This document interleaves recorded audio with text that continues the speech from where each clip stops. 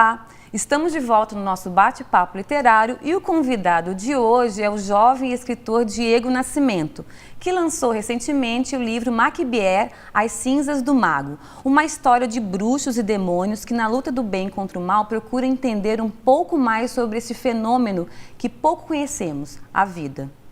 Mas antes de continuarmos o nosso bate-papo, eu quero falar do IASD, onde você aprende vários idiomas de uma maneira fácil e divertida. E agora no IASD você tem um programa totalmente novo, onde a tecnologia digital está associada ao ensino dentro e fora da sala de aula, trazendo maior mobilidade, flexibilidade e rapidez ao seu aprendizado.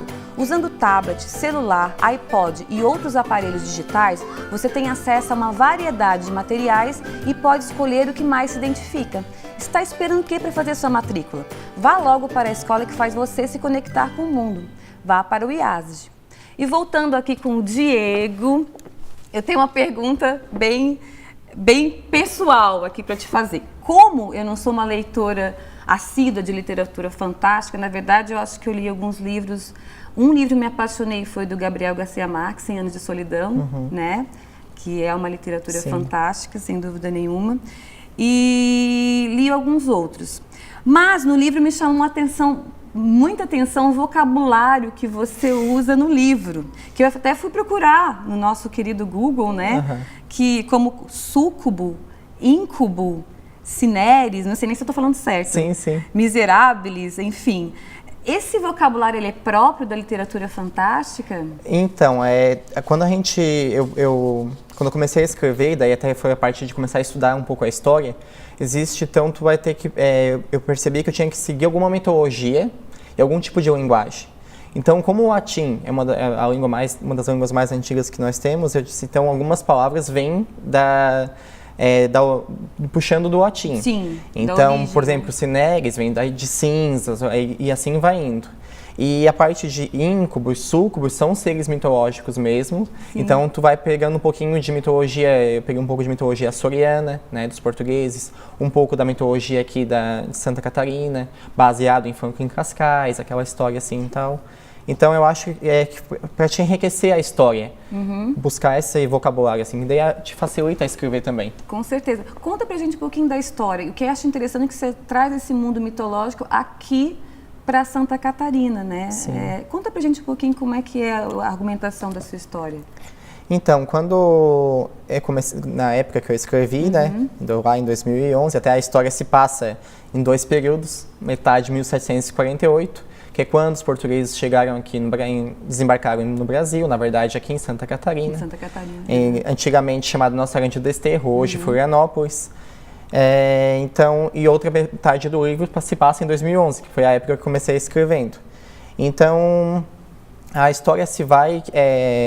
eu queria trazer, como eu gostava muito de literatura, ficção, fantasia, assim, eu queria fazer assim, mas não adianta eu desenvolver a história em Manhattan, em Nova York, eu não estou lá, eu tenho que fazer alguma coisa... Fica fora da nossa realidade, Fica fora da nossa realidade. Distante, né? Então eu pensei assim, já que eu vou falar daqui, eu vou trazer então magia, que o nosso país é muito rico.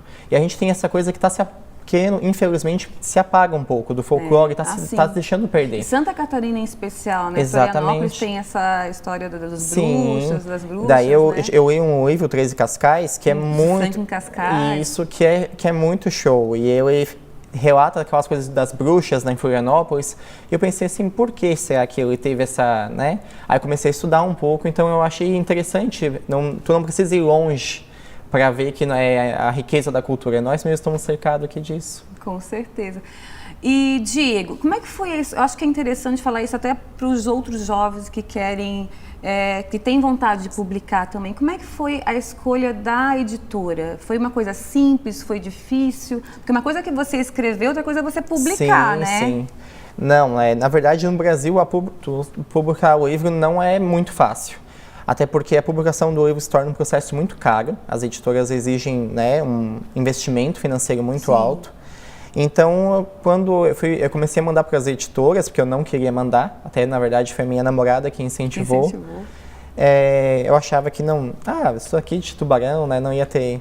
Aí comecei a mandar para várias editoras, e daí no fim, depois de alguns meses, quase todas as editoras que eu mandei, elas responderam dizendo que queriam a publicação do livro, da obra, só que com um investimento muito elevado. Até que surgiu a Multifoco, que ela tem 4 selos dentro da própria editora, em que ela disse que ela investiria e que depois eles abateriam isso.